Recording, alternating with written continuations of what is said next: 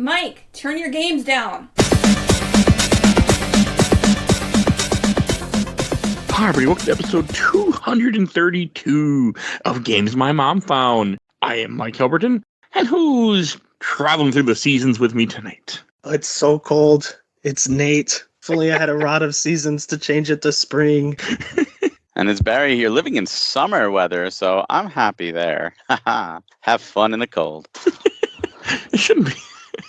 And we are here to talk about a game that I've been meaning to play for over, 20 years now? I think this game came out. Don't remind me, but yeah, it's over 20 years. 2001, so yeah, over 20 years. We're talking about Legend of Zelda Oracle Seasons, developed by Flagship, published by Nintendo, came out in 2001 for Game Boy Color. Damn. So I've had little to no interest in this game throughout its entire life until recently. I played it once on emulation. I got decent way through, then I met my wife and I just fell off of it at the time. And because I wasn't as dedicated to games, I guess. And I never got back to it until this past week when I played it for the show. Oh, what about you, Nate? I had this game as a child, and I loved it. I played the heck out of it. In the early days of the internet, I went online and found an Oracle of Ages linked game code and put that in so I could experience the true ending before ever playing Oracle of Ages. But I didn't get any of the cool, Master Sword or any of the cool extras you can get out of that. Because, it was just here's a linked game from Ages, but no other codes. Well, you can't, it doesn't work that way either, I don't think. It's kind of for your next playthrough. Well, it's like that one code is randomized at the end of Oracle of Ages, and then you get different codes in seasons that you take back to that one. You can save the game after beating Oracle of Ages with that code, and then you can interswap codes and get bonus stuff. Yeah, you take the code, give it to Ages, and Ages, I think you get a code back, and you put that back in season, so you get the items in both games. Yeah, but the codes are randomly generated with that one linked code, so you can't just it's not one code fits all, unfortunately. Okay, that is unfortunate. And Barry, what is your history with this game? Like Ages, it came out right when I was graduating high school. It was the first thing I ever bought with a credit card, and I think I finished it before I graduated, just because after finishing Ages, I'm like, oh, I got to do Seasons next, and very happily played through it. And I didn't touch it again until it went to 3DS, and I was on the Virtual Console. And I didn't usually buy Virtual Console games at that point, but it had been so long since I played them. I'm like, you know what? I'm going to buy them again. And this time I'm going to do Seasons first and then Ages, so at least I've done them both ways. And I'm waiting for it to go to NSO and more people to experience it for sure, because I've been hoping, crossing fingers for a remake from Grezzo, but that doesn't look to be the case anytime soon. God, a remake of this would be so nice, though. It really would be. I was hoping with the Link's Awakening, a lot of people wanted to see the Oracle games get the same treatment. They deserved it. This game especially, so we did Oracle of Ages not too many episodes ago. You can go look it up in our Podbean and listen to our conversation there too if you want to hear about Oracle of Ages. But this game, in my opinion, was way better to me than Oracle of Ages, and I was surprised how much more fun I had playing through this one. I'm nostalgia biased here, but I agree. I just had a blast playing this again. I'm nostalgic Ages, and I enjoyed this more.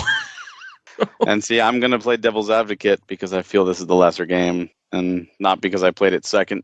I just felt it was, knowing that they were going to be doing the Zelda 1 remake, and the Zelda 1 remake got it converted into Seasons, I felt that's what I was playing originally. This is remnants of the Zelda 1 remake. Oh yeah, you can feel it. And I always felt the Ages. I'm a sucker for time travel in games and stories, and I always felt Ages was clever. The puzzles were clever, the time travel mechanics were clever, and I really enjoyed that. And while I thought the season mechanic was clever too, in a different way, it to me just felt like an easier game, almost like a victory lap, because I conquered Ages, and now this was this is cake. And when doing it the second time, going first, it just, it was it just kind of it flowed. It was this is a relaxing, easy playthrough, ton of fun, but it didn't hold the same weight to me as Ages did. Not saying it's a bad game. Great game.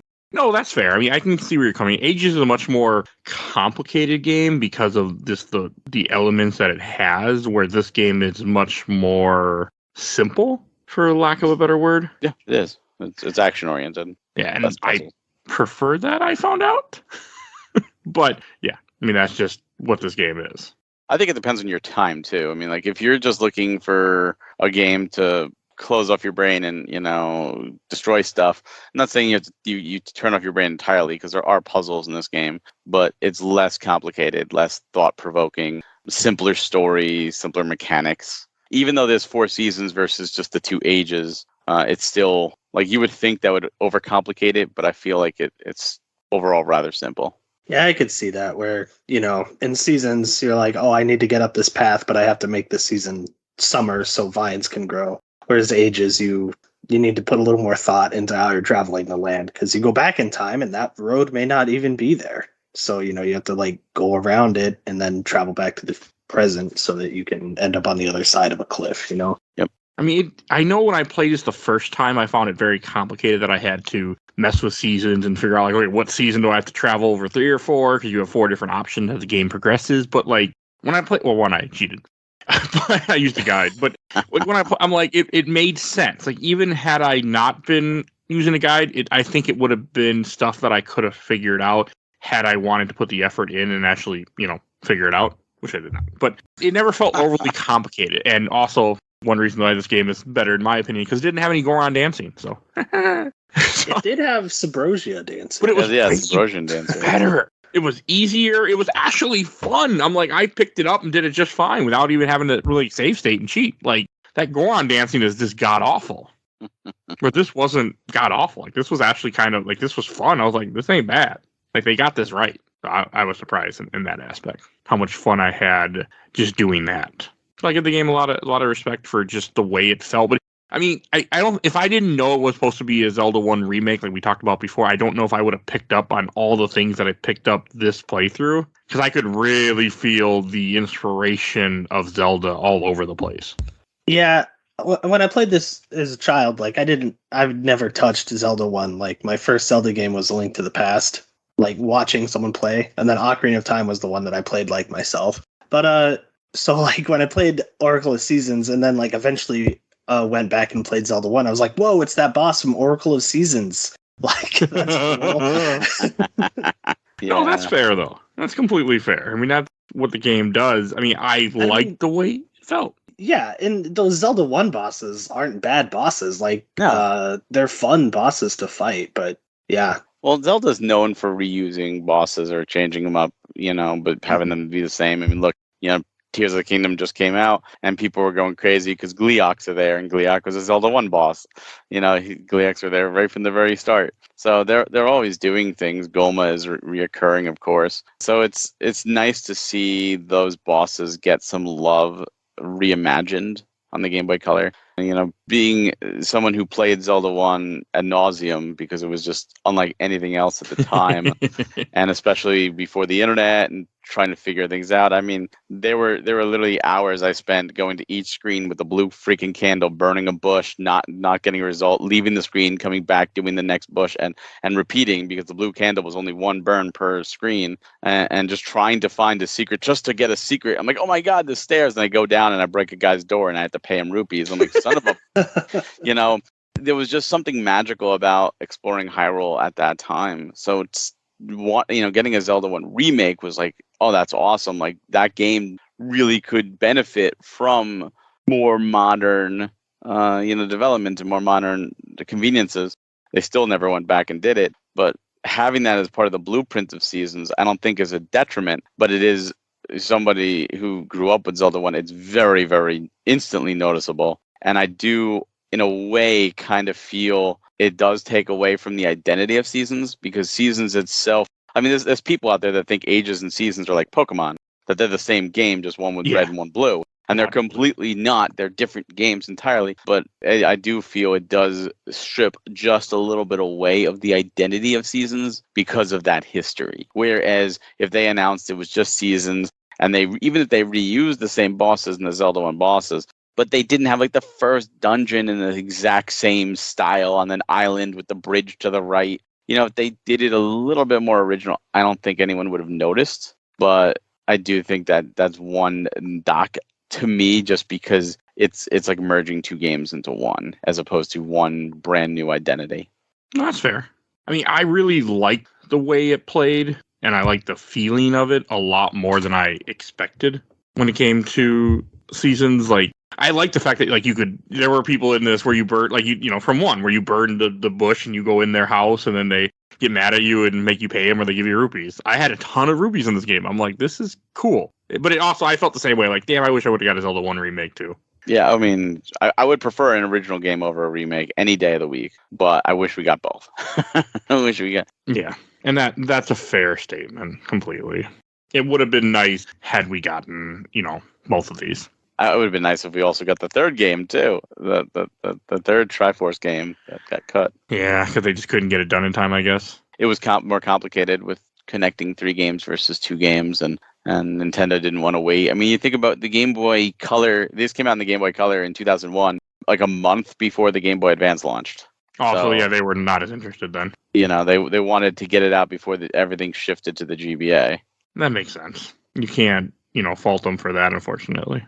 No, and Nintendo's known for releasing big IP on older hardware after newer hardware came out. When the 3DS launched, if you remember how it struggled in the beginning, it was doing poorly. Pokemon Black 2, White 2, and Pokemon Conquest came out on the DS, and it's like these should have been moved to your struggling new hardware. Like, get at least really dual release, get some sales. So Nintendo's known for doing that sometimes. And also Metroid Return of Samus coming out the same year the Switch came out. Yeah. But I don't know. I wonder if it's like it's just business decisions of like, hey, everybody has these consoles already, so like let's release a game and like increase sales on it. But the difference there is like Metroid Return of Samus was on the 3DS, which was a 2-screen system, versus the Switch, which is a 1-screen, and it was built for 2 screens. This is the Game Boy Color to the Game Boy Advance. It was just 1 screen. I mean, it could have easily, or I was talking about with the DS, like Pokemon Black 2, White 2, and Pokemon Conquest, DS to 3DS. Yeah. It's still 2-screen to 2-screen. It could easily be transferred over because the 3DS can play those games. It plays DS games. So it's one of those where that's where you see them do that with like Twilight Princess and Breath of the Wild, 2 fine examples of dual releases, and we saw it a lot with the Switch and the 3DS. Early on, Captain Toad, Sushi Strikers, both of those were 3DS games, and they got a Switch release as well. So it's not unlike them to do it, but I think that's... I think Captain Toad was a Wii U. No, it was a Wii U game, but then when they decided to bring it to 3DS and also bring it to Switch, and they launched at the same time with new content. I didn't even know the 3DS version had a Captain Toad. Or 3DS had a Captain Toad. I didn't either. That's crazy. Yeah, they released Captain Toad at the same time they did the Switch port. They did a 3DS port at the same time. Yeah. That's cool. So Sushi Striker did the same thing. I like it when they still honor, put it out in more systems so more people can experience. Like, I'm sad that more people haven't experienced Oracle Season. I mean, it was announced for Nintendo Switch Online, correct? Yeah. Okay, so it's coming. It's too bad it's not out yet. I would have liked to have played this on the Switch. I don't know if I would have, but I would have liked to have the ability to, because I do pay for Nintendo Switch Online, but I played this on the Steam Deck. Having Rewind would have been nice, just because there were some jumps, like in the later dungeons where you get so far into a room and then you just mistime the jump and you fall in a hole and you have to do all the difficult jumps again. Would have been nice to just be like, let's just rewind that real quick. So I use save states a lot, but yeah. Especially, I don't want to jump too far ahead, sorry, but when you're making that jump to get Rock's cape, that is so freaking difficult. Like, I lost a lot of hearts there, to where like I eventually was like, I'm just gonna make a save at this door, and if I miss it again, I can just go back. No, I get that 100%. Like, it did have some challenging parts of this game. The combat at times, but it felt a little like, okay, I could feel that this game was more the combat heavy one. Yeah. And that's you talk about like Rewind. Like, those are kind of some of the modern conveniences that I think a lot of older games benefit from. Just because, games originated pretty much in the arcades. They were designed to eat your quarters. And, the NES, SNES, Game Boy era, Genesis, Master System, all of them, they were designed to last. You get a game now and people go, oh, it's only 5 hours. Like, oh, it's not worth my money. Back then you paid more for a game. And if you got 5 hours worth of content, that was great. But if 5 hours of content took you 25 hours to beat because you were constantly dying because they had to prolong your experience to make it worthwhile. And this, I think, falls into that same era where they did little things to make it a little more challenging. And if you died and you had to go back to the start, it's almost like artificial padding to elongate your playtime. Yeah, which I hate personally. Yeah, but also I'm older now. That's to say, like, the difficulty in this game didn't feel like it was just to artificially pad out, like to make the game longer. Like it felt appropriate. Yeah. Where like the Rock's Cape jump, once you get that, then you can just use the Rock's Cape. You can totally bypass that moving green platform and you feel, rewarded for persevering. God, I love Rock's Cape. That's my favorite item in the game. It's so good. I was surprised how great that item was. I'm like, this is awesome. And that's actually one of the things, I think we talked about this in Ages too, is the unique items where, certain items got unique upgrades only in one of the games. I think Rock's Feather upgraded the Rock's Cape was exclusive to Seasons. And I wish it was there in Ages. But at the same time, Ages was built without it, with just the Rock's Feather, where this game has more jumps that you absolutely need the Rock's Cape for. So it was built around the Rock's Cape too. It wasn't just there for an elongated jump. No, I mean, all the tools in this game felt good too. Like, there's some unique ones in this game too, which I was surprised. Like, I wasn't expecting Rock's Cape.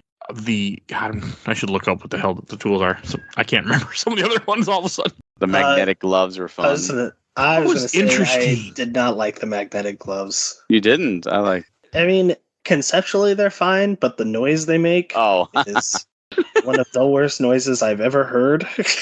And then, it was so different. The enemies that switch between north and south poles and they shoot fire at you, I could never get them to come near me with the magnetic glove. They were hard. So I just would follow them around, and then as soon as they switched, I would get a few hits in. I mean, I guess because I played so many Zelda games, I was just happy to have something completely unique, and the gloves are essentially like the hook shot, but different. I'm like, this is just weird. There were some annoying puzzles where you had to hold down the button, then let go real quick, hold it down again to switch colors so you could lock on to something else. Like, that was a little annoying. Oh, I love those puzzles. You're talking about where you spin? I did not. Over gaps, yeah. And see, what's interesting, like the hook shot is a staple of Zelda ever since Link to the Past. It's just been in most games, and both Ages and Seasons don't have the hook shot, but they have an alternative, and they could have just made one alternative, but the team made two with the magnetic gloves and the switch hook. And I think that's really interesting that they took a staple of Zelda and kind of turned it on its head twice. Yeah, I do prefer the magnetic gloves for movement than the switch hook. Switch hook just felt a little too slow. Yeah, I didn't like the switch hook as much. I prefer the magnetic gloves in this. Even though they're different, they weren't slow. So that was nice. It never bothered me with the speed. I just thought it was really unique. Like, oh, what an interesting concept. Not just find something to hook to, but actually you have to find something that you can swap. Yeah. And then, use it to be smart about it, because what you're going to swap is going to break. So you got to make sure you don't break something that you need. Yeah. It was interesting too. No, it was a cool concept. I just really like the magnetic gloves too in this. I think I liked it more because the other one felt too much like the previous game, like a different Zelda game, or this felt completely unique to this Zelda game. Because it is. Because it's such a different item. What's sad is none of these have come back. Like, nothing unique that the Oracle games brought in has really come back in other games. And I heard, Nintendo doesn't like to use stuff that other people develop. But I think, having the magnetic gloves in 3D Zelda would be pretty cool. The Rock's Cape is kind of, if you think about a precursor to the Parasail in Breath of the Wild and Tears of the Kingdom. But that would be interesting to see the magnetic gloves and even the switch hook in 3D. I think they would have to go back to the traditional dungeon design that's not in, Breath of the Wild and Tears of the Kingdom to implement them. But I haven't beaten Tears of the Kingdom, so like, don't spoil anything. I don't know. But from what I've heard on the internet, just in the basic stuff, I'm assuming you're not far off. Like, it would have to be a different feature to have that item work. It was just cool to see. Yeah. I mean, it depends. They could build shrines around it. You know, that's the way they could make it. They could make it a core tool. Like magnetic gloves would especially be like a really good tool. But yeah, I was also surprised at the boomerang with like the first level one is an optional item where the second one is a chest item. I was surprised about that, and I liked it. Yeah, the magic boomerang. Sorry, do you automatically get the magic boomerang out of that chest if you never picked up the first boomerang? Oh, because I always do. I always do the dance and get the boomerang because it's pretty handy. I'm assuming you did, but I didn't. You're right. I don't know for sure. That would super suck.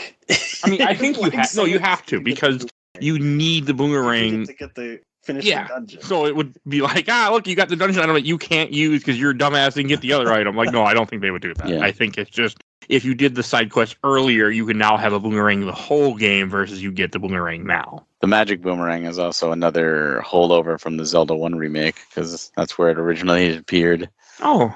Okay, I didn't know that. That's cool though.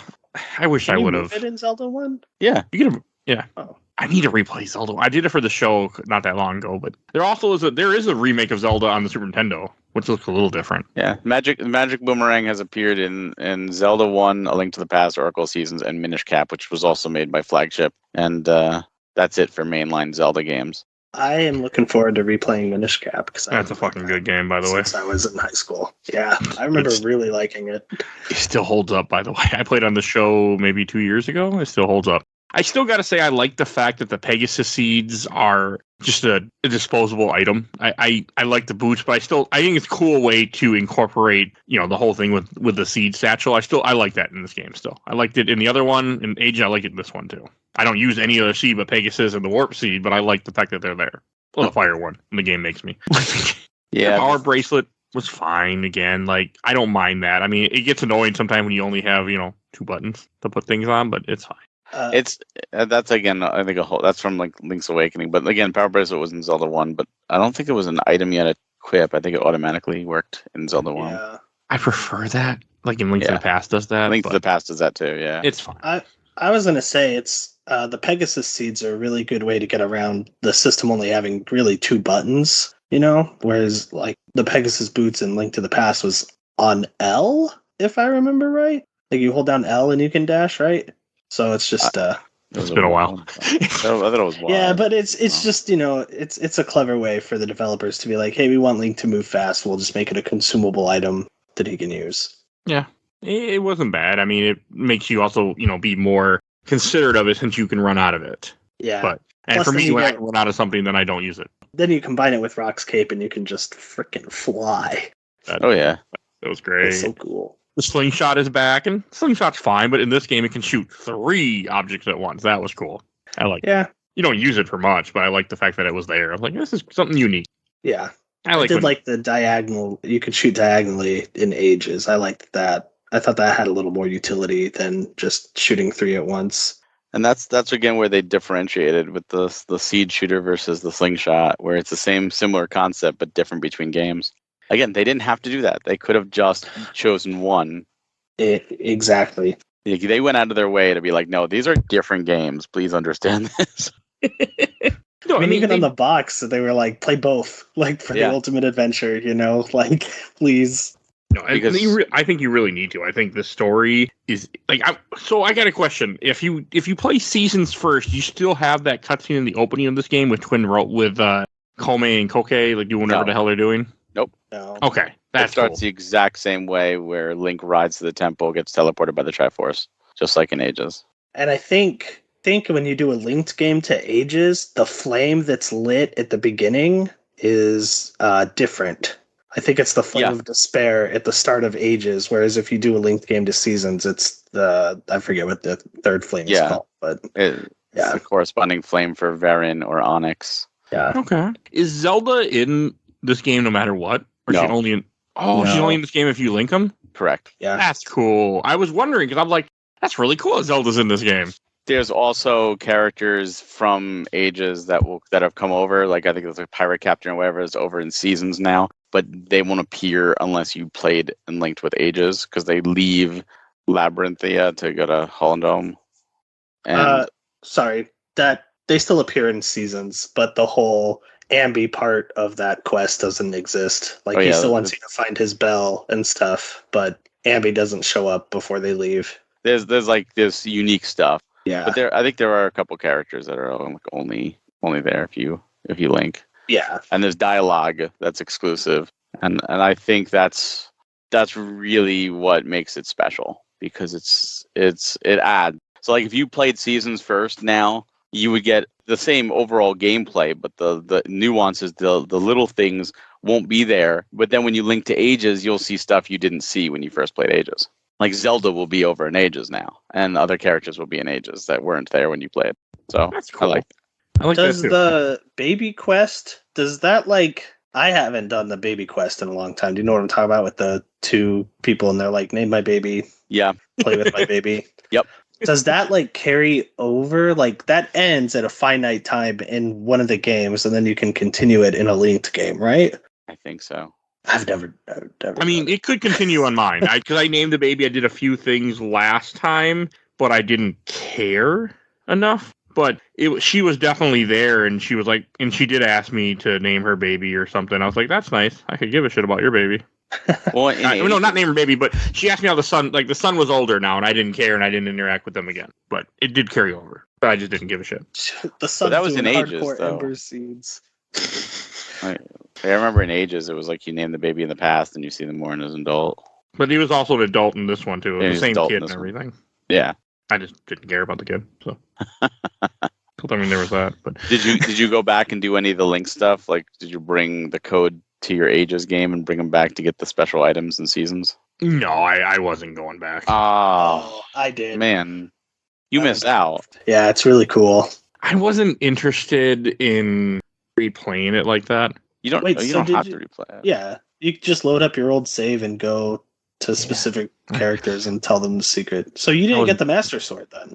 No, but they wouldn't have carried back over to mine version, would it? Yes, it does. Yeah. Oh, damn it. Now I wish I would have done. You take the code to, like, they'll say, bring this code to so-and-so over in Ages. You go to Ages, give them the code. They give you that item in Ages, and then they give you another code that you bring back to Seasons, and you get the item in Seasons as well. Yeah. And you go talk to Furore in the tree. Yeah, those Oracle's secrets. Yeah. Okay, that would have been cool then. Okay, I thought I had I use it for my next playthrough. No. Oh, no. Okay. So then you didn't get Biggeron Sword, the Bomb Choose, the Master Sword, the Mirror Shield. Damn it. It's that I Mirror should have talked to you Shield. guys in the group chat before I finished the game.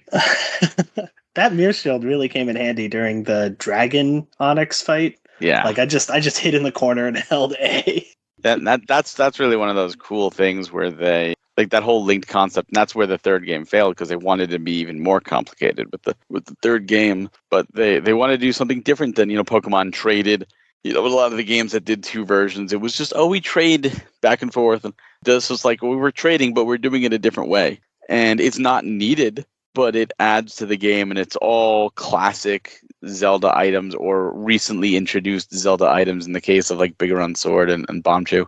But it's really, really cool because it changes the way you can actually play the game. And Biggeron Sword is funny because it's 2 buttons. Like, it takes up both button slots. It's so big. That's a cool way to do it, though, because, you want to make it stand out. Yeah. Well, it's a 2-handed weapon, and so you can't use a shield or anything else with it.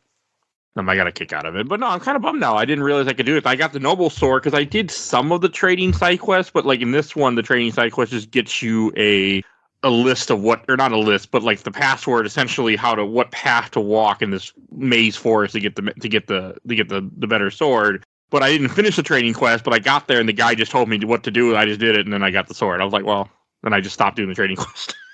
Unfortunately. No. I felt a little bad about it because I wanted to finish the trading quest just because, and I'm like, well, now there's no point, so I just left it alone. Because I was doing it as the guy told me to do it, but I must have missed a step or something because the guy just was like, okay, now you go get the sword. I'm like, Were you using Zelda Dungeon? Yeah. Yeah, I used that guide too, and it just after like Dungeon 5, it really falls off as far as like the secrets and linked game stuff that they tell you. But Yeah, the trading sequence. They just failed to mention that that's your reward for getting to get the path to the sword, and they're just like, "Here's the path to the sword."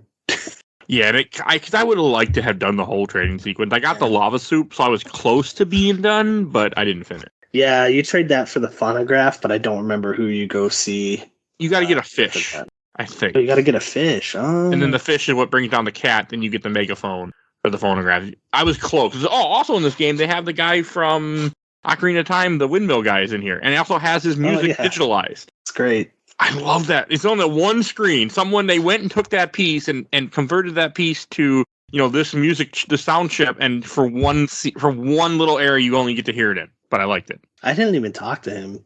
I like this music. When I walked He's probably up there like, I wish someone would talk to me. It was cool to have him in here. It was nice seeing, because a lot of people would have been introduced to Zelda through Ocarina of Time, Majora's Mask, so having that I felt was very cool. Well, it's like we talked about in Ages, seeing like the Zora and the Goron in 2D, and now you get the Windmill Man. Yeah.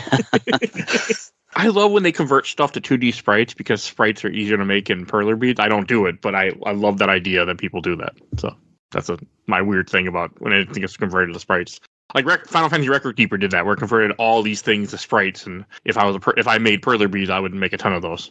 There's my rant.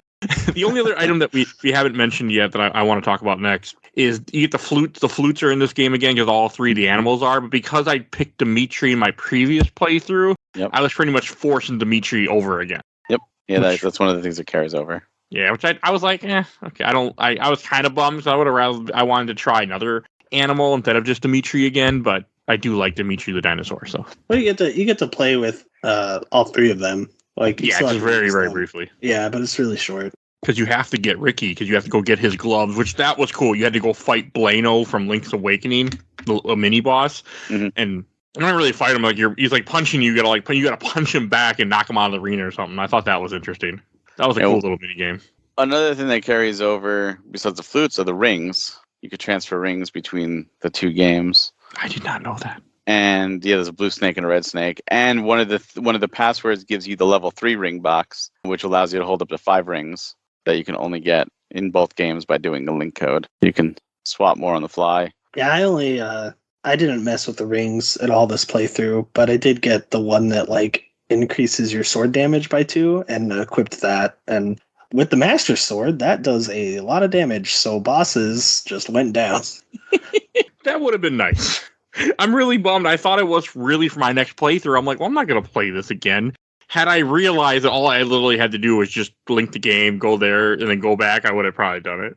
Yeah, it's always cool to get like special upgrades. It's almost like Amiibo now, like special upgrade, boom. Oh, since you mentioned it, I do have now the full Zelda Amiibo collection. Oh, nice! Congrats. My wife for Father's Day, which hasn't happened yet, ordered me Sheik because I've been meaning to buy Sheik for years, but I could never find her, and I'm like. I open them all out of box, so I'm not gonna I go to toy swaps and I go to things and I would dig through Amiibo bins and I would look for her and just never found her and so I didn't want to buy it off eBay, so she just surprised me and bought it off eBay. So now I have the full Zelda set of all the Amiibos. They're all open, nice. So because I'm one of those fiends. But I opened mine too. Yeah, congrats. I opened mine. So I decided to shout it out here since you mentioned Amiibo. And now I buy Zelda ones as soon as they announce them. I just pre-order them. I go, nope, we're not even playing that game. Like we pre-ordered. The data mines say that there might be 2 more Zelda ones on the way. Oh, okay. A Ganondorf and a Zelda from Tears of the Kingdom. Okay, I'll buy them immediately. I'm okay with that because when Breath of the Wild came out, they made a bunch and I bought them all and I didn't like them, but I have them all. I like the Moblin and the Guardian. Bokoblin. Oh, the Guardian's awesome. Cool. Yeah, he's too big. He didn't fit well on my display. I can see that. So. He's somewhere. I gotta go find him because I'm gonna put him out. I'm gonna make it work because now that I have the full set, I might as well put him out. But that's neither here nor there. Actually, unless I don't have the Link's Awakening one. Maybe I don't have that one. I don't know. I think I have a full set though. Is there a Link's Awakening one? Yeah. Link's Awakening from Switch. Yeah. Oh, I wonder if I have that one. It's like the toy Link. Oh, I probably don't have that one. I found out there's a different Ocarina of Time Link that I don't have. There's bummer. There's just the one of him with the Ocarina. Yeah, the one I have is the Super Smash Brothers one I found That's out. Twilight Princess. Is it? Yep. Yeah, there's the Ocarina of Time was a Best Buy? No, not Best Buy. GameStop exclusive. No, that's Twilight Princess. No, never mind. There were 3 exclusives, and that's where I was missing. one of them Yeah, for a while, but then they there's- re-released it. There's 2 Twilight Princess ones, the one from the Zelda set and the Smash Brothers Link. Because in Smash Brothers, Link is different in every game, where the original Smash 64 is Link from Ocarina of Time, and the same with Brawl. But with Melee, when Brawl and 4 were Twilight Princess Link, and then Ultimate is Breath of the Wild Link. So the amiibos go to that, just like the Zelda from the Smash line is the Twilight Princess Zelda, and that's like if the amiibo scans as the same as Twilight Princess. Oh, that's cool. It's good to know. I have 2 Twilight Princess Wolf Links because one came with the game, and then I got one as a gift when they Those are rare. By the solo. way. Oh, good. I have 2. I have one. Because I bought that collection too. Yeah. Anyway. Side topic. Zelda amiibo. Yeah, I think I am missing the Link's Awakening amiibo. I'm going to have to order that now. I thought I had it, but I don't, unless it got knocked over for my cat. Now I'm curious. My kids took down, they wanted to see all of my amiibo, and I told them no one day, so they just got up on the couch and got them down. So I put them all in a bucket. And I don't know where to display them now. Aren't kids wonderful? They're great. Yeah. They're like, I want to see your toys, Dad. I was like, they're amiibo. They're not toys. Come on, show some respect. I've already committed that my child will not know that my basement exists until they're at least 65 years old. Good luck with that one. You die and you're like, what's this? What's this? The whole time he lied to me. It's a whole floor to this house I didn't know existed. I mean, they bring back a lot of stuff from, Oracle Ages and Seasons share things, like you have the keys are all kind of shared, or I mean, not shared, but they bring those back where you got to get keys to open up the dungeons, kind of like Link's Awakening did. I think Ages did it too, right? Ages did it too, yeah. Okay, so I couldn't remember, and I was like, did I open my mouth wrong? I mean, the rings are back. I didn't mess with the rings this playthrough either. I just didn't care enough, I guess, is the fairest way to say it. Just didn't matter to me this time. I mean, I'd messed with a little bit, but I wasn't as concerned. Like, where Ages, I cared more. I mean, I think this game had some good bosses, though. Oh, yeah. The rings aren't needed. The rings are just a bonus. It's like how you want to augment your game. Yeah, and a lot of the rings I found, I'd go appraise them, and it'd be like throwing distance up. I don't care about that. Like, I didn't either. I just didn't mess with them too much. Like, I would try. I don't know. I didn't get as good. There were good ones, and I just didn't want to do what the guy's like, oh, do this. I'm like, nah, I'm good. Well, there are special ones you can actually get, without the appraisal, like you're guaranteed to get. And those ones are pretty good. I don't know. I just didn't mess with it enough. But I do want to mention like something about the boss. Like the first boss you fight is Augmentus, which is the dragon from Zelda 1. Because again, I mean, that's what I also like. Yeah, this is 100%. You could tell it's a remake that we brought up earlier. I really like that fight, though. I thought that was really cool to have him in this game. And see him again. And again, I have no nostalgic for Zelda 1, but I did play it a couple years ago for this podcast, and I really had fun with it. So I enjoyed him back. I enjoyed having me fighting the Dodongo again, but it kind of felt like you were fighting it in Ocarina of Time, sort of, because you had to throw bombs in his mouth, then pick it up, and then throw it in the lava. I liked that. I thought that was cool in the center of the room. It's a lot worse than lava, Mike. It's spikes. Oh, yeah. Well, we really mutilate this Dodongo, blowing up his insides and then throwing him onto a bed of spikes. Yeah, we were mean, huh? Yeah. Well, if you look at like the bosses, right? Aquamentus was Zelda 1, and the only appearance was Zelda 1 prior to this. The Dongo, was Zelda 1 as well. It was the second boss. The one in Ocarina is technically King Dodongo. Goma, again, started Zelda 1, more recurring. Digdugger was also Zelda 1. The only other appearance for Digdugger was Zelda 1. Manhandla was in Zelda 1. And the only other appearance was Four Swords Adventures. Gliok, like I mentioned earlier, was Zelda 1 prior to this, and Phantom Hourglass and Tears of the Kingdom. But prior to this, it was just Zelda 1. And then Mothula was from A Link to the Past before this. That was a new one. And Medusa Head was original. That's the only original boss. So and Onyx. Oh, and Onyx, of course, yeah. So outside of Onyx and Medusa Head, they're all previous bosses, and outside of Mothula, who was from A Link to the Past, they're all Zelda 1 bosses. So it's 6 Zelda 1 bosses right there. That's cool. I did not realize Manhandla and Digdogger were from 1. I knew Gliok was, because I remembered him, but I did not remember the other two. I really hated Manhandla, by the way. Yeah, they were both Zelda 1 bosses, and only Zelda 1 bosses. Okay. So yeah, you can feel even more of that architecture of them taking what they were already making and going, well, we'll put in this game instead. That's really what it was. And that's where, like I said, to me, knowing that, it lost some of its identity. It was cool. It was great to see them, but it was like I would have rather seen them in the Zelda 1 remake and then either A, brand new bosses or change them up. Because like even Goma, who's come back in virtually every game at this point in some regards, even Tears of the Kingdom has a Goma in it. They're always different. They the same mechanic with the eye, but they're always different in some regards, or they have some new mechanics like Queen Goma and Ocarina of Time climbs on the ceiling. The one in Tears of the Kingdom is very, very different. Wind Waker is very, very different. We have to swing across. So Twilight Princess has the scariest Goma. Yeah. Absolutely freaky. I can't remember what it is in Twilight Princess. I've beaten it. It's just big and hairy, and then you have to break a statue so its axe will fall down onto Goma. I just think the design in Twilight Princess was too close to a spider for me. So I was just like, hey, this sucks. I gotta look it up because I have no idea what you're I have no memory of what you're talking about. Oh, okay, now I do. All right. As soon as I saw it, yeah, you're right. That does look just like a spider. God, it's been a while since I played Twilight Princess. That's a good one. It's gonna happen. I'm getting there.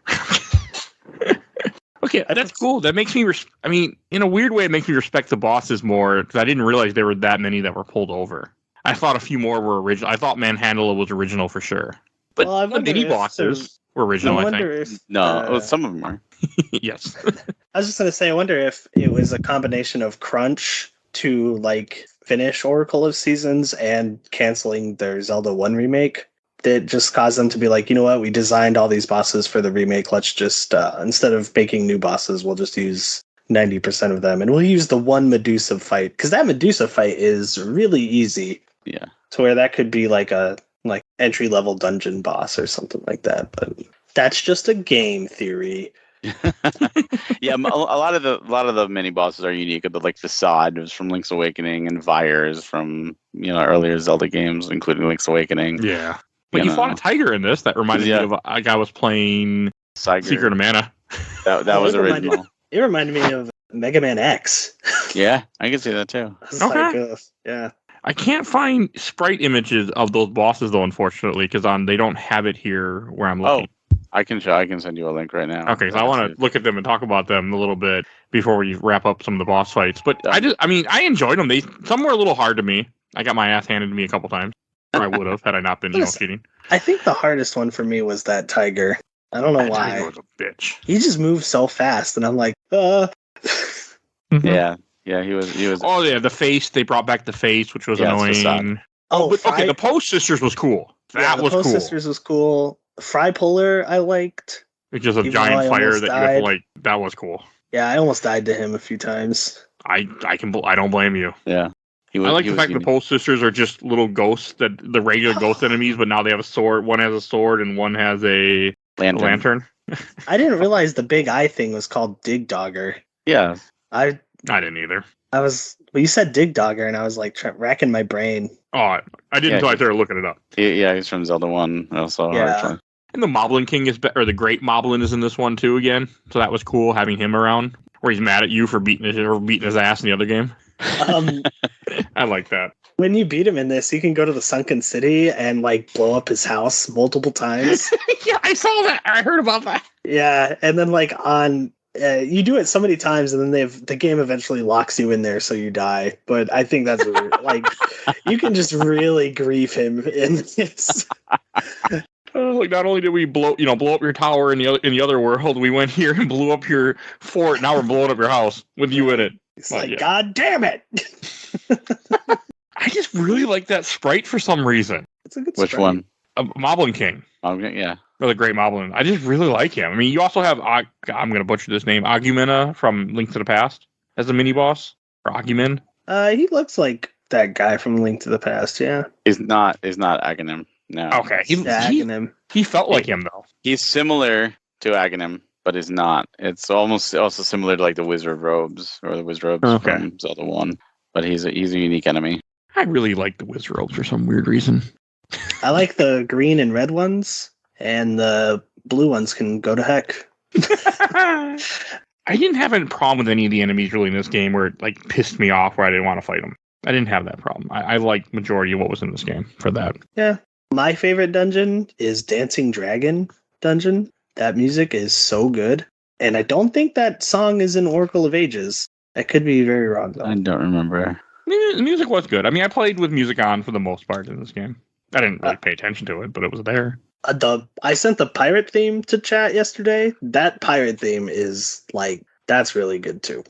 So that brings up something I want to talk about. The underworld, a different, like, at first I was thinking the underworld is like they're in hell. Because the pirate ship is there. The ghost pirate. Or the dead pirate. The skeleton pirates. No, it's just, it's basically under Hyrule. Because the Temple of Seasons falls into Subrosia. And all the Subrosians are like, what is going on? It's kind of like another Zelda game that has, an underground. I won't spoil anything. I know what you're thinking. I mean, they announced that, like, in the frickin' trailers, I think, for the game. No, they didn't announce it at all. They did not. I knew about it way before the game came out. Nope. Oh. There was a big leak on Tears of the Kingdom. Maybe that's why I knew about it. Yeah. But I knew about it. I'm like, that's part of the game. Like, you have 3 worlds. You have the sky, you have the regular world, and you have the underworld. That's a leak. And see, that's where I hate leakers. I think leaks are terrible. Because, I didn't read those leaks, but I don't know if you'll want to edit any of this out, Mike. I'm not going to. Diving into the depths for the first time, I was like, oh my... I still get goosebumps, like, when I go in there. Like, it's the so sound. Cool. Yeah. That, like, horn that blows. Oh my god, yeah. It's so cool. And I won't. I'm going to try to make myself play Breath of the Wild next year or the year after, finally. Like, I'm going to force myself to go back to that game. Tears is so good. I need to. I'm actually going to play the Hyrule Warriors one for Breath of the Wild, I think, next year for sure. Early next year for sure. Hyrule Warriors. Age of Calamity, you mean? Yeah. Oh. Don't play that before Breath of the Wild. Yeah. Is it? I shouldn't? You shouldn't. I mean, granted, it is an alternate timeline, but you should still not. Like, it is designed you'll get way more enjoyment out of it if you play Breath of the Wild first. Maybe I'll do Breath of the Wild finally. It's kind of like even the original Hyrule Warriors, like, you get more enjoyment out of it because you play other Zelda games, because you know those characters. Yeah. Like, if you don't, and then you're like, oh, who's Marin? Like, I have no idea. But versus playing Link's Awakening, like, oh my god, that's awesome. Or like Skull Kid with the moon. Like, if you never play Majora's Mask, that doesn't mean anything to you. Good point. Okay. Maybe I'll wait. Maybe I'll play Breath of the Wild finally next year just to fucking get over with. We'll see. Maybe I should play one of the greatest games of all time. I don't know. Maybe I'll just force myself to. Well, hey, I hated it when I played it the one time. Okay. And it's long, but I can cheat. Tears of the Kingdom I'm enjoying more than Breath of the Wild, and I really enjoyed Breath of the Wild. Yeah, it is a better game. Okay. You guys are selling me on it.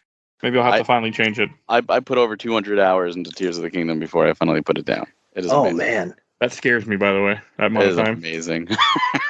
But see, like, there's games I played that are like 20 hours, and it feels like 100 to me. Like, oh my god, this takes forever. And then there are games like that where I put over 200 hours in, and I feel like I barely touched it. Like, I was like, oh, it was like I played for like 10 minutes. Like, it just flew by. My wife asked me last week, I think it was, she goes, have you done any of the main story stuff in Tears of the Kingdom? And I was like, I've done one, but the problem is like I start heading to the second one, and then I go, what the hell is this? Yep. And then I go looking, and then I go, ooh, a chasm. My wife and I call it Squirrel the game, because every time you start to go to whatever destination, ooh, squirrel. Ooh, squirrel. Yeah, there's always something. I just started my second story thing yesterday, and I'm at like 70 hours, I think. Like, it's real good. Okay, you're selling me on it. So, on the first one, at least, making me finally want to play it. All right. I do like Onyx in this. I think he's a cool villain. I'd like to see him again in somewhere. Again, I think that falls under the Nintendo doesn't want to use characters they didn't originally create. Which sucks because he is just like, I don't know, he's just like, I'm big and strong, and what are you going to do about anything? He's a badass. Like, the whole way, like the way that this game starts, where he takes out, you're in a traveling, you meet up with Din, and he pretty much just shows up and takes Din away, and I mean, you don't see those people ever again, I don't think, do you? They're around. Around Hyrule. He doesn't kill him, then he just warps him away. But it was just like badass. He just shocks the shit out of him with his thunder. NBD. And then he turned into a fucking dragon too. Yep. Yeah. That was had I not been cheating, that would have been a really hard fight. I don't know if I would have been able to do it. Yeah, that fight takes some takes some skill. So, because I mean, again, I was cheating, but I was like, damn, this is a good fight, though. It's really cool. I'm trying to think, like, one of the very few chances of them actually using a character they didn't create was in Four Swords Adventures. They used Vadi, who was created by Flagship. So there's always a chance we might see Onyx I hope they do. I mean, it would just be nice. Oh, but I want to go back to like a little bit the underworld. Like, I like how you find random portals here or there that take you to the underworld, where you don't do a whole lot there, but there's always something new to do each time that you kind of end up there. Yeah, go on a date with Rosa. I like that. Where it's totally a date, and we're not just using her for her key to unlock stuff. She's the only one with a key. We're really interested in Rosa. Personality. There was some cool stuff down there. We had to get the ores. Now there's a different money. Like, you have rupees above, but here you have rocks you have to find. Like, that was cool. There were a lot of cool things that I enjoyed in the way that this game did it. Well, they did that as a sense of, like, Oracle of Ages had the whole map twice for the 2 different times, and this has, well, the seasons, it didn't change as much. It was just more traversal. So they did Subrosia as the alternate, which is why it's a little smaller map. But I like that. I like that it gave you that light world, dark world that started really in A Link to the Past. Yeah. I liked it too. I really liked changing the seasons. Like, I liked that it wasn't that complicated either. I mean, you're right. Mainly it was traversal, but it was really cool. And I really liked it. It was a great idea. I'm surprised I haven't done something like that. But again, Nintendo doesn't like to reuse ideas, period. They like to always do different things. And if they do reuse a map, like Link Between Worlds and Tears of the Kingdom, they always add new stuff. Link Between Worlds had low rule and had the whole painting mechanic, and Tears of the Kingdom has below ground and above ground, to change things up. So they're always about doing that. And this game is very unique. Like, to go back to, like, real quick on that boss fight with Onyx, like, the first fight is a top-down normal Zelda thing, and then the second fight, when he turns into a dragon, is a freaking side-scroller fight, essentially. We have to use Rock's cape and jump around and dodge projectiles, and it's hell, but it's badass. They did that in Link's Awakening too, with like Evil Eagle, the 7th. Oh yeah, boss was a but not side-scroller. like in the boss fight. Like, I was surprised when it just changed inside the boss fight. I wasn't expecting that. It was good. It was so fucking tough. I think even with save states, I barely beat him, like, with 1 heart left. I was not amused. I was like, fucking hey, this is tough. And then you get to go to the final fight. Since you did a linked game, your game didn't end there. No, and that was really cool too. Because I think you fight Kome Kote, then you fight Twin Rova, then you fucking fight Ganon. Yep. That was badass. I hated the Kum and Kotake fight in this. Like, I don't know. Not being able to lock on sucked. That's fair. So just trying to, like, swing in my sword randomly, just like, I hope this one hits one. It felt like it kind of homed in on them, though. Did not, because there was a couple times where I'm like, that should have hit, and it just, I didn't miss a whole whizzes by. Oh well, pro gamer. No, you're a pro gamer. You beat Dead Space 3 on hardcore. Get good. So yeah, I won't. Nate, you have that title compared to me. I cheated. That's all. I use save states, but I just didn't think I had that hard of a time, or it could have been that I loaded every time I missed. And yeah, I just did not. I did not like. I actually died fighting, like, when I got to Ganon, because I only had 1 heart left. Oh my god. Yeah, and I went to go hit him, and he did a horizontal swipe, and I was like, well, that sucks. So, whatever. He was a really cool boss fight, though. Yeah. I really like the fight with Ganon. I love Twin Rova, and I always have since Ocarina of Time. Big Twin Rova fan here. And fuck me if I forgot to use mystery seeds on them for... like, because I'd be like, oh, I'm doing it, but then the battle just kept going on, and I was like, why aren't you dying? I don't know if I would have known to do that if it wasn't for the fact that I was using a guide. I googled. Yeah, I had to Google. You're like, why are you not dying? Yeah, I was like, when does this next fight start? Like, I love seeing Ganon as a pig, though. Again, like, I just really love that. Pig Ganon is just awesome. It's a good design. Yeah, that's the because that whole timeline he's stuck as Pig Ganon. We haven't talked about this yet, but this game is, well, per the original publication of Hyrule Historia, this takes place after Link's Awakening, before Link's Awakening. No, after Link to the Past, before Link's Awakening. Yeah, did I say it right? Yeah. Okay, where he's then the pig form. Which does that one is? Which one is that after Ocarina? That if he loses? If he Pig Ganon beats Link. Okay, it's a defeated timeline. So he still has the Triforce of Power, and he's just, stuck in rampaging pig form. Which is why in this, I mean, he's sealed away that way. Which is why in this, he's, when you beat him in A Link to the Past and you seal him as Pig Ganon, he's not fully resurrected. Like, it's not a perfect resurrection because Twinrova did not get the flames she needed, so she uses herself, and that's why he's more like just a rampaging monster, and gives Link nightmares, which is why he appears in Link's Awakening as Pig Ganon is a nightmare. Oh, good point. I would give you nightmares too, so I won't argue with that one. Yeah, he never goes back to Ganondorf since, which is always interesting because a lot of people like with Tears of the Kingdom, just when it was announced that Ganondorf is back, so many people lost their shit, and even I was like, oh, it's really cool to see Ganondorf back. But I remember when Ganondorf was introduced, I thought it was the stupidest idea. I'm like, where the hell did this come from? He's always been Ganon. He was Ganon in 4 games. Not just. Oh, sorry. Go on. Go ahead. I was going to say, not just Ganondorf is back in Tears of the Kingdom, but like hot Ganondorf is back. Like Ganondorf, where you're like, yeah, I wouldn't mind this guy winning. Yeah, it seems like a nice guy. a lot of people said that to me. That I never looked at him that way. But when Ganondorf was first introduced in Ocarina of Time, I was like, who is this? This is silly. And then at the end, like, it all made sense when he turned into Ganon. I was like, yes, like that, as he should. He's supposed to be. And subsequently, these, Majora's Mask Ganon obviously wasn't there. And this was the next appearance of Ganon. I was like, oh, cool, he's back to pig form.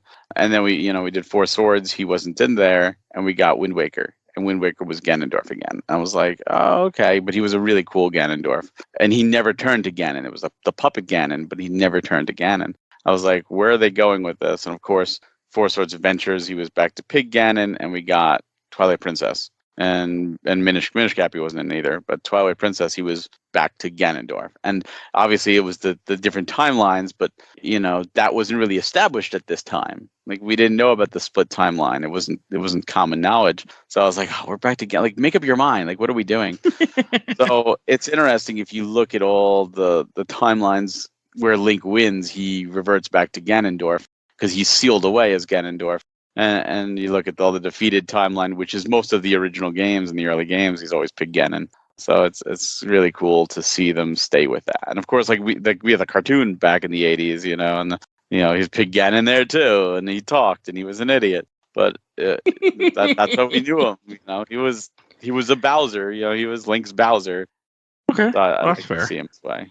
I like seeing him back too. I thought that fight was really good. Like, I was impressed how good that fight was. Because I came into it with no expectations. I'm like, this is actually really damn good. Yeah, it was ambitious too. Like, really ambitious to see them do it. Especially with like Twinrova, again, talking about taking 3D characters and bringing them to 2D sprites. Because they originated in Ocarina of Time and, made appearance not as Twinrova, but separately in Majora's Mask. That was the first and only time in 2D. And then Twinrova has never appeared again. Yeah. They don't get reincarnated. That's fine. They don't need to. They're dead. Well, they're always kind of like the main people trying to bring back Ganondorf or Ganon. Like in Ocarina of Time, isn't that their goal there too? He was alive. That's true. Ganondorf was alive and winning. He was ruling. I don't remember what they were doing in that one.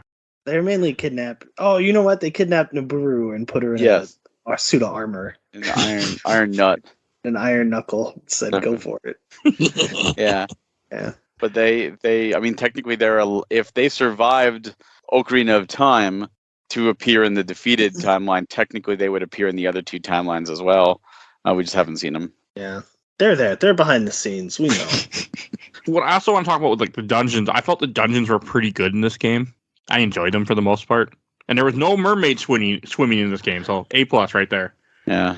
No mermaid swimming. And it did get a little complicated near the end, but there was no time. There was no time travel or season travel where you had to go and alter things outside the dungeon once. Even though it was cool in Oracle Ages, I'm happy it wasn't here. Any type of that, but I don't know. I really had I liked the dungeons. I mean, I did use cheats or use a guide to figure out what to do, but I did like them. Like, I didn't have a problem with them. See, I think some of my favorite dungeons are ones where you actually have things out. So you have to think outside the box, or you have unique things like talking about Twinrova, a spirit temple in Ocarina of Time, where you had 2 versions of that temple. You had to do it in the past, and then you had to do a different version in the future. things like Oracle of Ages with the temple where you had to, do it in different timelines. Like, I like things like that because it's not just A to B or Yeah, it's unique. figuring out how to get it. It's unique. It's something different. And I like that. I don't need every dungeon to be like that. I think it would overstay its welcome and get annoying. But when you have one, maybe two, I think it changes the formula enough to keep you on your head. Or sorry, keep you on your toes. You keep you on your head too. It turns you on your head. But it's just one of those things where there's you don't want every dungeon to feel the same. You don't want every dungeon to. Link's Awakening had the Eagle Tower, where you had to knock the 4 columns to lower the tower. That was unique. That was something different that you didn't normally have to do. And I hated that. It was annoying, but it was ingenious at the same time. It was. I don't know. I felt like the dungeons were all pretty good in this game. Like the first couple were simple enough where I was able to figure out without much effort, and then it got as it should more complicated.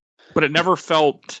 I mean, I did use a guide mainly just for. I went most of the part. It wasn't until the end that I started using a guide just because I'm like, I want to beat this game like today, so I need to cheat. Because there was also one where I missed one key, and I'm like, where the fuck did I miss this key? And it was one thing I didn't do in the beginning of the dungeon. So that's the worst. It's like the first thing you're supposed to do when you miss it. Mm-hmm. It's like, where am I going? I really like them. The dungeons also have that fun classic Zelda quality of the name reflects on the map on some of these. Oh, I did not catch that. Yeah, like Unicorn's Cave kind of looks like a unicorn if you squint hard enough. Sword and Shield. Oh, is that the one that has like the 2 different, like the red and blue type? Yeah. I like the Sword and Shield maze. As a kid, I hated it because like I could never figure out that damn ice cube puzzle. Where you have to like push the ice onto the tile.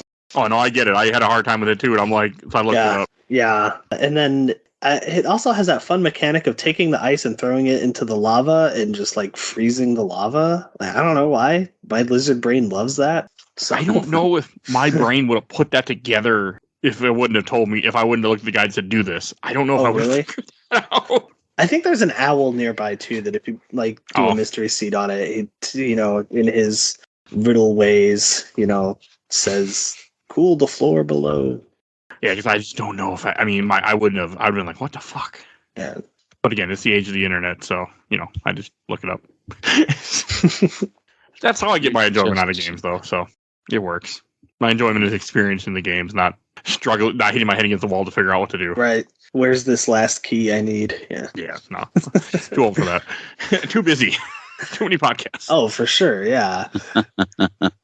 I do want to replay the Link's Awakening remake. I only played through that once. I didn't play that yet. This made me want to go back and replay it.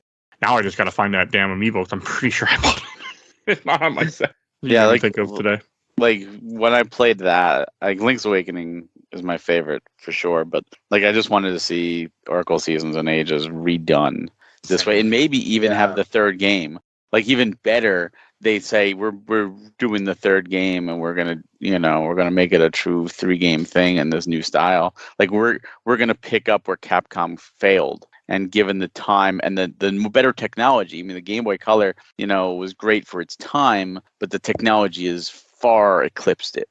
And with modern technology, with Switch 2 even, would be phenomenal to see them go back and explore that concept and do it again. Do you think that they would make it 3 separate purchases, or do you think that, of course. Theoretically, if they did Oracle of Ages and Seasons, do you think they would just combine it into one cartridge? No, $60?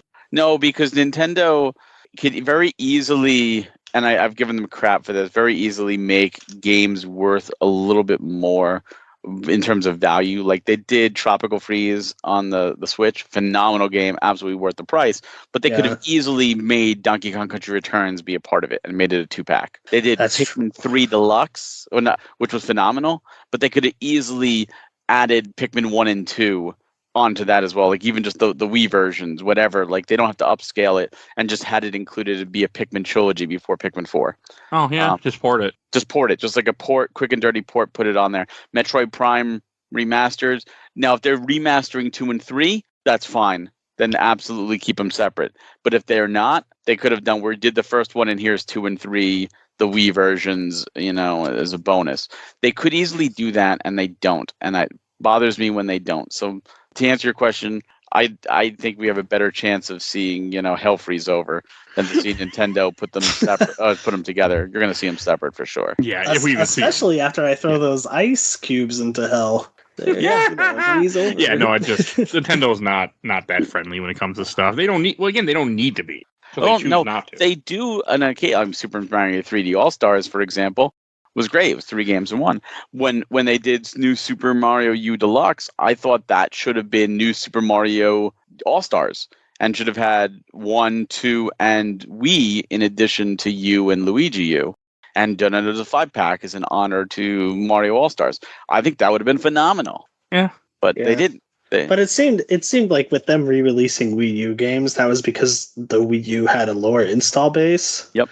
So that's just why I think that on those Wii U games, they're just like, we're just going to port the ones people probably didn't play, versus taking the time and resources to make like a whole collection across various systems. It's just putting it there, though. I mean, even if they didn't do the 3D version or the 3DS version of Donkey Kong Country Returns, and they just did the Wii version, they could have just ported it there and just simply did a quick change to the controls. But then who would they sue? Their games were available. They wouldn't have anyone to file lawsuits. There's plenty of people that they'll sue. And they're very protective, and they should be. They absolutely should be. Look. Oh, absolutely. There's some lawsuits where I'm just like, that's. Well, if you're dumbass, that person deserve to be in a lawsuit. Is making money off ROMs, you got to come in. Yeah. I mean, you got to there are sites that are up there still that they have ROM, they have advertising, but they're not. I don't think they're making. I think they're making enough to keep them afloat. Maybe they're making some profit, but not the last guy got sued with charging people to play ROMs, I think, or something. I thought the most recent one was because he created basically something to hack the Switch and crack open the Switch and stuff and do stuff install whatever you wanted on it. And I thought that's why Nintendo went after him. Oh. And he deserves it for that regard. Yeah, don't do that with current hardware. If you're gonna do it, don't advertise it. Yeah, absolutely. Was he selling it? Yeah, he was selling it. Oh, that's when he really crossed the board. People do shit like that all the time. They don't sell it. Yeah, but I always see people in Overblood too, they're like, wow, Nintendo's just being old school. And I'm like, no, that guy is doing illegal stuff. No, that guy had it coming. The 3DS thing irritated me, but that's neither here. That's different. Nintendo is going to protect their IPs, and they're going to make examples, and they're known to not be trifed with. So the first guy that got sued by Nintendo, it's like you shouldn't have done that, but it sucks for you. Now at this point, with Nintendo, you're honestly asking for it. If you get that lawyer email or letter in the mail saying, stop this or we're going to sue you, and you go act surprised, then you're an idiot. I'm sorry. You just don't. I don't know why people don't just stop. If you get a letter or anything, be done with whatever you're doing. Instantly. Okay. Yeah, why would you fuck around after you get yeah. I mean, and a lot of people... I used to sail the 7 seas. I never got a letter. My buddy got a letter once saying, yeah, stop doing this. And I would have been I was like, the moment I ever get this letter, I'm done. Yeah. A lot of people don't realize what it takes to even create these things and the harm they do. It's people used to laugh when you would get a DVD and it would say copying movies and illegal, warning you. Download a car. You wouldn't, exactly. That is stealing, that is thievery and stuff like that. And they're right, because there's a lot of people that get money. It's not just one person making money off a DVD sale. It's not one person making money off of a game sale. You watch the credits of any video game, especially lately, they just go on. I just beat Street Fighter 6 and the credits were 10 minutes long. Yeah. I'm like, holy shit. Yeah, no, it's a lot of people. I mean, that's why I'm very big. Anytime I emulate has to be old. And usually has to be I have a rule of thumb. If I can buy the game on Steam or somewhere else, I will buy the game. I'll probably still emulate it just because I want save state, but I will make sure I will buy the game so I support the developer. Yeah. Even if I'm going to do even if I'm just going to do my own thing, at least I support it. So I'm I own it. I don't care. And the nice thing, is bringing this all back to the Oracle games, at least with them going to NSO, while you won't technically own it, it's more renting. At least the Game Boy is part of the base pack. It's a $20 pack a year. Yeah. And honestly, $20 to play the game is well worth it. I don't even use Switch Online anymore, but we signed up for it back in 2020 with Animal Crossing, I just leave it because I'm like, you know what? I play enough of these games emulated or other ways, so I feel like, you know what, you can have my money, so at least I feel like I'm paying you, so I feel less guilty when I play it other ways. You also should check it out. There's some great games there. Oh no, I do every so often. Like I play Donkey Kong Country 2 that way and 3 for the show, both with that.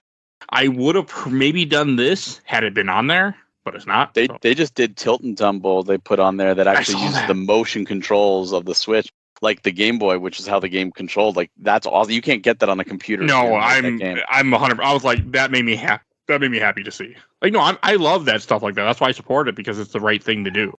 I'm happy they're doing it. If we ever want to know if they're remaking something, just have a fan create a fan game, like another Metroid 2 remaster. And see, even that made sense. They took that down because that was property, and they had Samus Returns ready to go. Yeah, it's not on my computer. Nope, doesn't exist. But I honestly don't think they would have cared if they hadn't, remade. Yeah, if they hadn't remade that game and had it in the can. Yeah, I think they would have just been like, whatever, And you think about it, like think about Mercury Steam in that case, right? Mercury Steam spent all this time and money developing that game, working on it, just to be like, oh yeah, well this one's better, this one, I get that. Like which is exactly what happened when that came out. Yeah, like when the 3DS game came out, everyone was like, "Oh, it ruins the spirit of Metroid 2." And I love good game. I love Samus Returns. That I'm okay with. When they did that, I'm like, this makes sense. You in those cases, like, it made sense. Now, when Square shut down like a Chrono Trigger remake or people trying to do stuff with Chrono Trigger, I'm like, you're not doing anything with the damn franchise anyway, so fuck you. Square's that's a whole new can of worms. Square. No, I know. I don't want to go there. I just like that. But this was a time where I understood what they were doing. Like, I understood what they had to, like, even though the whole game exists and was pretty much done when the time you got the letter anyway, so it didn't matter. But I get it. Nintendo very easily, if I was in charge, I would look at like the person who did AM2R. And I would reach out to them and say, do you want a job? Like, bring you in-house. Let's polish up your game and let's release it officially. Yeah. It's kind of like, with Mother 3, right? So many people were like, you can use our translations, just bring it out, and they won't do it. And they refuse. Where you look at a company like NIS, who, people wanted the Trails of Azure and Trails from Zero to come out in America, and this, it's a lot of money to translate a JRPG, and they worked with fan translations. They worked with an organization that did the translations already for ROMs, and they officially hired them to use their translations in the official Western release. That's really and it cool. Saved them time because they didn't have to do it. And they were able to get these games, and all Western audiences now got an official release. And these fans who did the translation, now their translation is the official Western release, which is awesome. I mean, that's an awesome achievement. I wish more companies did that. Like, look, we don't want to spend the time and money and resources to translate this game. Oh, you've already done it. Like, we could pay you for it, like a small fee or whatever, to use it and just make it official. Like, yeah, pay somebody to overlook it and just read through it and make sure it's fine. But like, let's do it. Like, let's get some of these games. So I don't know. Sometimes I wonder what the higher ups are really thinking at companies like Nintendo. Not very much in general. Well, they have the GBA as part of the expansion pass on Switch. Yes. Yeah. And they released Japanese games, like they released Kururin. But they released the European version of that, which was already in English. That's the European release. Did Mother 3 not come out in Europe? Nope, Mother 3 was Japan only. Well, you never know. I have no, like, I don't even care about Earthbound that much, so it doesn't bother me at all. If a game, there's a lot of games like that got a European and a Japanese release, but no American. They'll use the European release, and there are some games that only got Japanese release, and they'll still release it, like Mario Picross on Super Nintendo. They released the Super Famicom version because it's Picross. You could still understand it, but it's all in Japanese, so you just gotta fumble through the menu. They're not going to translate those; they just put them out there. But I thought Mother 3 had come out nope. in Europe and Japan only. Also a fan translation. Nope. Yeah, there's a good fan translation, but I haven't. I tried it once. I mean, you think about it, they kind of did that with Xenoblade when Operation Rainfall happened, and they decided, fine, we'll give you Xenoblade 1. It was released already in Europe, so they just used the European audio in the Maybe American release, and maybe that's why what I'm confusing. it that's with, where even though all Xenoblade Xenoblade now is it's all European voice actors in Xenoblade, because that's how we as Americans first heard it, and they're just keeping that tradition. But they did that to be cheap. Like, all right, we'll do it, but Nintendo of Europe already has paid for this, so we're just gonna take it from them. We're not gonna That's redub fine. it. It's cheaper, and that's fine because at least it's in English. Yeah. I So, don't even care the voices are in English so much as the text is, so I can play the game. well, like the Trails from Majora example, for example, it's all Japanese audio. They didn't dub it in English. They just said we're just going to use the text translation. But at least we got it. Yeah, at least you can still play it and Exactly. enjoy it. So you can't understand what they're saying. That's fine. Exactly. And like Kurokurin, if you look at the NSO, if you look at the box, you'll see it's a European box as opposed to like a Japanese, because the Japanese GBA box are smaller. So it would appear different. The European is the same square size as American. And that's why there's like no ESRB on it, because it's the European version. That's cool. I learned something new. All right, last thing I want to say about this game that we touched on a little bit, but I want to do our last topic is like, with this being the Link game, like we talked about how you get Ganon and everything, but I think it is cool. I would never take advantage of this, as a 35-year-old, maybe as a kid, that you can play the game. Like you could essentially take your save and go back to the other game, and like there's other things that are different now. And I guess to complete it, you have to play Seasons twice and Ages twice to get the completion if you're a crazy person. Real quick too, in Oracle of Seasons, in a linked game where you first get the sword in a standard playthrough, is like it's a whole new like dungeon basically. Yeah, I didn't do it though, but yeah. I did half of it so I could get the Master Sword, and then I didn't do any of the rest. I meant to check it out last night, but instead I went to bed. That's understandable. You also have kids, so you got to get sleep when you can. I had one kid. That was enough, and I learned, hey, sleep is not a thing. You're really selling it, guys. Right. Well, my son was also autistic and had a lot of other issues that made it so he didn't like sleep for a long time, or still doesn't. And he's 15, so that's a different thing. They're fantastic. Like when I played Metroid Prime Remastered earlier this year, I wanted to do the final boss on the TV, and my oldest was like, "What is this? This is cool. What is this?" And like she asks from time to time, she goes, "I just want to play Metroid Prime," and I'm like, "Yeah, she's a little too young for it," but I'm like, that warms my little heart. Well, that's when you say, let's go to NSO and play the original or Super Metroid and stuff first, and let them play that. Well, she has a hard time grasping movement, because she wanted to play Super Mario 64, and I was like, yeah, absolutely, and I let her, and she got kind of frustrated really quickly with the movement. So. No, kids are great, Barry. It's great. Don't. They really are. It just depends. Even For me, it was a lot of just. I was 21 when I was 20 when my son was born. Don't do that.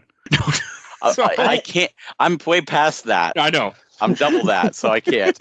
So you'll be fine. I mean, it's different when you're 20 and you have no money and live in someone's basement. There's a difference compared to being, financially stable, having a house, having place, not being like, well, we got to buy more formula. I can't afford this. I work at Arby's and make $6 an hour. Like, it's a lot different. Yeah, for sure. I had a very rough time, but I was young. Life got better. So, but yeah, you'll be fine. It's an amazing experience. Now I just have animals instead because I don't want another kid. I have one. That's enough. Amazing. I only wanted to do it once. Yeah. Well, also, my wife didn't want to have kids, so I was like, okay. And we met when she was 33 and I was 28 when we met. So I was like, okay, that works. When my wife and I got together, we both decided that 4 kids was a good amount of kids. And after we had our second, we said 2 kids was a good amount of kids. I always said I wanted 4. This way you didn't have any like the younger or older or the middle child things. And my wife said, we'll do 2 and then change to 2. All right, I'll do the first one, you do the second one. So we'll see. No, it's a wonderful experience. It's the best. It'll be the best experience of your life. You'll see what I mean. Probably. It's amazing. That's what I keep hearing. It is. Just like how Oracle of Seasons is amazing. Yes. It is. I mean, this is honestly one of my. I really enjoyed the Zelda game. This is probably one of my favorite Game Boy Color games. Now, easy. Like Ages is not, by the way. This is a great fucking game. All right, any last thing to say before we go on to questions, comments, or memories? I have a few. Okay. Play the game. Right. I'm gonna try to go through these quick because I asked in a few different groups and I was like, oh, people won't respond. People responded, so I'm not gonna read everything, but I'm read what I can. My cat is upset, by the way. I watched the entire Overblood Super Replay. First one from Lila Navarra. It's good, but it ain't better than Ages. There you go. See, I told you. Yeah, I heard Overblood's working on banning them. Just kidding. From Cat Monette, Capcom needs to make Zelda games again. From Agreed. Matthew Kokarek, Ages Plus Season, the best handheld Zelda, hands down. Okay. From Michael Davis, my actual favorite Zelda. From Jonathan Steffenson, my first Zelda game, my 7th birthday, my mom and dad got me the blue Game Boy Color, that Bendy Light and Oracle Ages, and I love that game. Didn't finish it because I was 7, but I love it. See, Oracle of Ages, another one. Yeah. The Bendy Light. Bendy Lights. Oh. Forgot about those, yeah.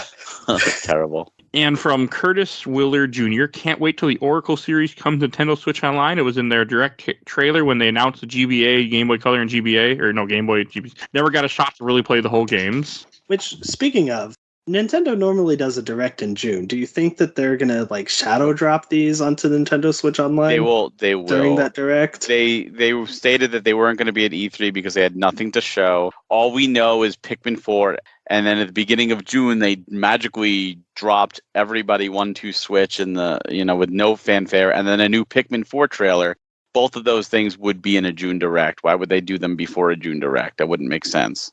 So I don't think we're getting a June direct. And they just did NSO games dropped. Yeah, which that surprised me that the Oracle games weren't included in there. No, but we got 2 really good games on the Game Boy. Absolutely. I'm not arguing with that, but I was just kind of surprised that they went with games that they didn't show off during that initial direct, versus the 2 that... I think it's too close to Tears of the Kingdom. I think they want to wait till later the year, like, oh, now that Tears of the Kingdom's down, you want that Zelda fix here, now you can do this. I just don't think it would take away from Tears of the Kingdom, though. But then again, I did put down Tears of the Kingdom to play through Oracle of Seasons in 2 days. So that's also because some guy on the internet told you to. So there's that. There's a little different. I don't think you would have otherwise. But hey, you know what? They got your money, so that's all that matters. But yes, I think there's that thing like the meme. We got Zelda at home. Type of thing. So I can get it, but who knows? I would say fuck it, just release it. It's coming later this year. I would be shocked if it didn't come out this year. And then from Alan Riboli, these games blew my mind and how they were connected to was something special. That alone puts these games high on the list in my book. From Olander May, I really enjoyed it when I played it a long time ago. I never really super kept up with the Zelda series, but I definitely played this one to completion and it still holds a special place in my memory. And from Sebastian Games, I actually have these on my 3DS. The little bit of it played I liked. And I'll be even easier to play. All right, last comment I'm going to read from this group, from Adam Carr. Personally, I think Ages holds up better than Season, but that's like saying Mario 3 holds up better than Castlevania 3. Both are great games that should be played by any fan of the series or genre. I agree. And from the official Laser Time community, from Tony Wilson, absolutely loved it. I had Ages and only played this when I traded with a friend so we could see the other game, and that limited time made it even more special. From Kelly Ryan, was one of my first Game Boy games along with Pokemon that I bought when I got my GBA way back in 2001. 20 years ago. From Kevin Don, the Oracle games are so much fun. I used to have the cartridge for Season, but it has been lost to time. I'm glad I saved them both from my 3DS when they were available. From Soren Elenko, I got this game probably around when I got my Game Boy Color. Wasn't able to get past the first area dungeon because I couldn't figure it out. Okay. Sounds like you need to go back and replay it because you're older now, and especially the fact that they're going to be on Switch Online. Yep. I hope that a lot of people get to experience these for the first time with Switch Online. I think they will. That's the magic of it. There's so many games that have come out, since, and so many beforehand, and like you take somebody who's 10 now, 12 now, 15 now. 15 they were born 2008. So there's so many games that came out from 1976 to 2008 that they probably never have experienced, that they could play no new games and die before playing all the games that came out before they were even born. So also, there's a lot of new audience. Really, they did a really good job of future-proofing these 2 games by not making a link cable necessary to experience both. Yes. That was some really good smart thinking. Now I'm curious if they're going to acknowledge the advanced shop in the NSO. Like, will it let you go into the advanced shop as if you're playing on a GBA, or will it be like, no, you were playing on a GB? Do you think that they'll release both of them, like on both the Game Boy and the Game Boy Advance player for both, and then No. whichever one you boot them No. up in. They No, No, I just hope that they just pretend like the emulation pretends like you're on a GBA to open that I up. mean you'd hope so, but the GBA is part of expansion pack and not standard at SO. So Yeah, but that's true. still such a small Yeah. feature. It's a small feature. It's kind of like if you play Mega Man Zero ZX, the Legacy Collection. If you boot up, I think it's ZX Advent, it asks you, would you like to play it as if you had no game in the Game Boy Advance slot of your DS? If you want to play it with 03 in there or 04, because if you played ZX Advent with 03 in your GBA slot, because it was a DS game, you unlocked special bosses to fight. And if you played it with 04 in the GBA slot, it also unlocked different special bosses to fight.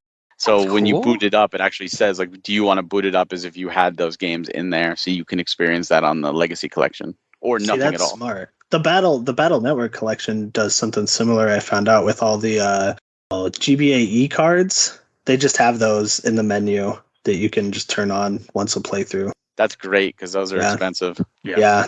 And who the hell is an e-reader like nowadays? Come on now. Right. Oh. I should have known.